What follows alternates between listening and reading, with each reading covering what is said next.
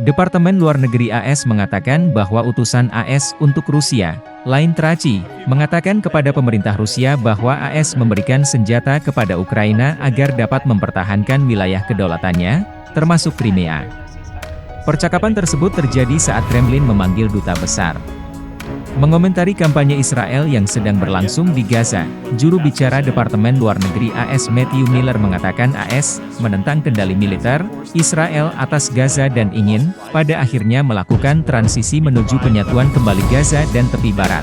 Territory against armed aggression, that includes in Crimea, which of course is part of Ukraine, and Russia could stop this war today and end the suffering caused by the war Russia launched today, if it would stop its occupation of sovereign Ukrainian territory and stop launching attacks on civilians.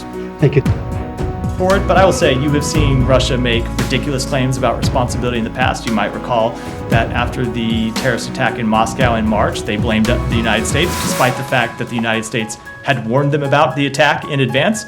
So it's not unusual for the government of Moscow to make ridiculous, hyperbolic claims about responsibility that aren't borne out by fact. We oppose military control. Look, they have temporary military control now, but we want to see that end. We want to see it transition to a different security environment and ultimately transition to a reunified Gaza and the West Bank. Now, you're not going to get there overnight. There has to be a transition plan. There has to be a path to get there.